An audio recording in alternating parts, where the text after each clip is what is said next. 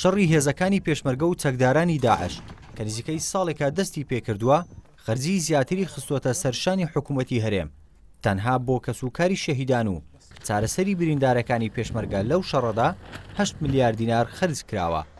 وەفدێکی وەزارەتی پێشمەرگە سەردانی پەرلەمانی کوردستانی کردو لەگەڵ لیژنەی پێشمەرگە کۆبوونەوە. جێگیری سەرۆک ئەرکان لا وەزارەتی پێشمەرگە ڕەخنەی ئەوەی گرت کە بەشێک لە پێشمەرگە بریندارەکان داوای ئەو پارەیە دەکەن کە بۆیان تەرخان دەکرێت بۆ چارەسەرکردنیان، بەڵام ئەوان ڕاستەوخۆ پارەکە بە بریندارەکان نادەن. ژمارەی برینداران وڵا بە لیستێ بۆیانمان ڕوون کردەوە. ئێمە برینداران تا ئێستا دەوروبەری دەور 6,000 و هەندێکە و ژمارەی شەهیدەکانمانیش 1205 شەهیدە تا ئێستا.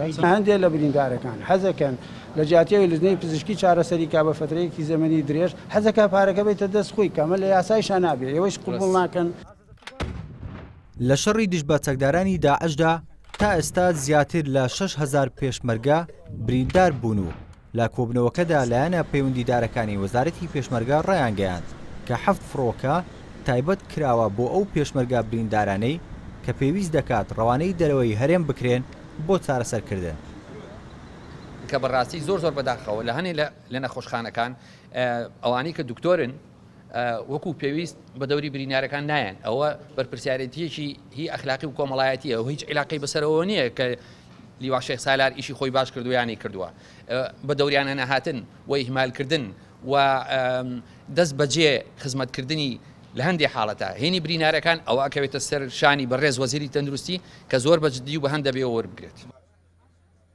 لە کۆبنەوەکەدا لیژنەی پێشمەرگەی پەرلەمانی کوردستان ڕەخنەی ئەوەیان گرت کە لە کەرتی تەندروستیدا گرنگی نادەن با پێشمەرگە بریندارەکان. لە بەرامبەردا بەرپرسانی وەزارەتی پێشمەرگە ڕایان گەیان بریندارەکان لە نەخۆشخانەی گشتی و تایبەتەکانی هەرێم چارەسەریان بۆ دەکرێت و ئەوەشی پێویست بکات ڕەوانەی دەرەوەی وڵاتیان کردووە.